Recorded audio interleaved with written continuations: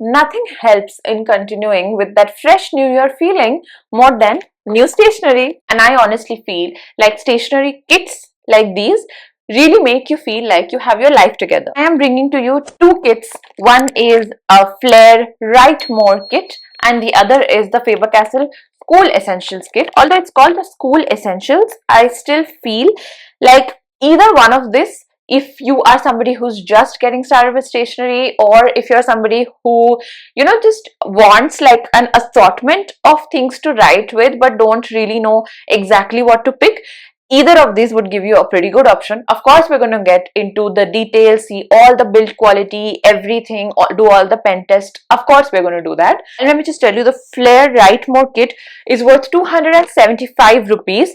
And look at the number of items that it has. Really, you will not need to get any more stationery, at least as a beginner, after you get this kit. And this is the Faber-Castell one, and this is only for 110 rupees and it gives you so many items. So let's explore that in depth and let's see what we are getting in this pack. Let's start with the Faber-Castell kit. Now it gives us about 5 pencils and 5 ballpoint pens, also 1 marker, a highlighter, a sharpener, eraser and a ruler. Pretty standard kit for all your necessities. And the OGs will remember this particular notebook. I used it for many pen tests. I really like the crisp white paper that this notebook has.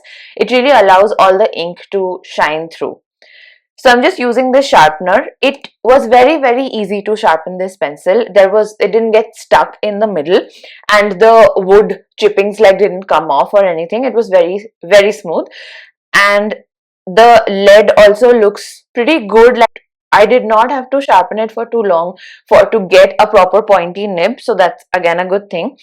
And when I'm writing with it, it feels really smooth.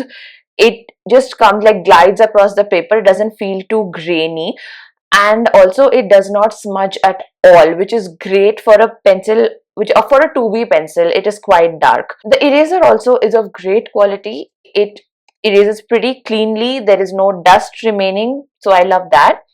Now let's test out the Ignito pen from Faber-Castell. And although the beginning was just slightly slower, the flow becomes smooth as you go along. And please don't mind my terrible handwriting. The ink really glides through. I like the color, how it has come out on this paper. And again, it doesn't smudge at all. The highlighter looks really good with this particular pen, and it also pops a lot on this paper. I like how smoothly it just goes across, and it does not smudge the ballpoint pen at all. Next, we'll try the marker, and the marker flow feels a little stilted. It doesn't feel as smooth, and if we check out for bleeding and ghosting, we see nothing really bleeds or goes apart from the marker. The marker has slight amount of bleeding, and wherever I've used the highlighter, you can see that the highlighter has been used on the other page, but it doesn't really hinder your experience of writing on that page, and that is the most important thing. All in all, I would say this is a pretty solid kit, like a good beginner's kit for sure. If you are not somebody who wants a lot of options in the kind of writing instruments that you have, different kinds of pens, different kinds of pencils, you're pretty set with this one. And it has like good reliable pens, pencils, sharpeners, erasers, everything. And I think it should last you quite some time. So if you're just looking for a solid brand that you can definitely rely on with not too much variety for this particular kit, then this one's for you. Next is for those people who really do like a gamut of options, and that's where Flair has got you. Let's check out the notepad first. So they do have this notepad where every page is for a different product, but I think this is kind of old because they had calendars for 2024 and 2025 in it, so it's probably an older edition, but that's fine. It's not like we're going to refer to it. They got a pretty nice like longish eraser, but we're going to start with the pencils. So these are the click pencils, and I really like using them. So you can see this is the 0.7 mm and the next one is the 0.5 mm, and you can see how there's like a very slight difference in thickness.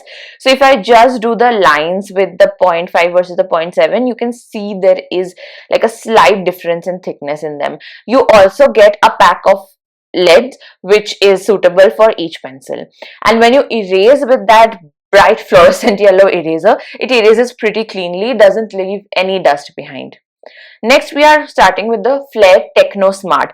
What is amazing about this pen is that it comes with a stylus at the back of it. So I found that very interesting. Smartphones and tabs had just come in. Then these things used to be really popular, and it's been a while since I've seen some kind of pen cum stylus thing in the market.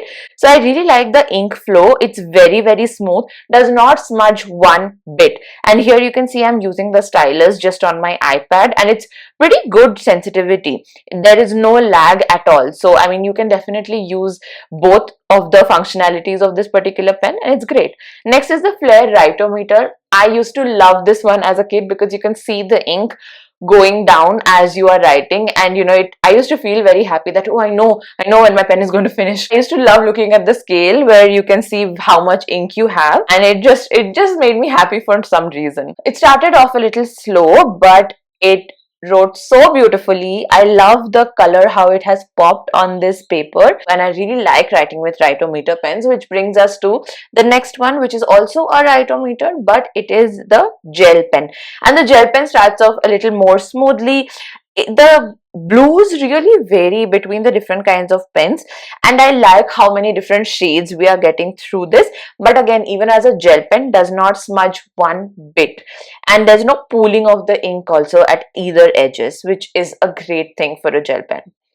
Next, we are looking at the Techno Gel for Flair. I haven't used this pen too much. I feel like the build quality is it's a little too slim to give a very long lasting comfortable writing experience, but the ink is very good. I like how it feels a little rich blue kind of an ink, and again does not smudge at all. And this pack has so much great variety between ball and gel, and also of color of pens, because this one is the Flair Techno Gel in black, and somehow I like the black a little better with this kind of ink. I don't really know why, but again, pass the smudge test with flying colors. Next, we will look at the highlighter, and I'm going to do it across all the pens so we see if anything smudges, and it doesn't at all, which is quite unlikely because a lot of other gel pens which I have used with highlighters, they almost always smudge, but this doesn't, and that's a great thing. You don't have to worry about when you're writing notes whether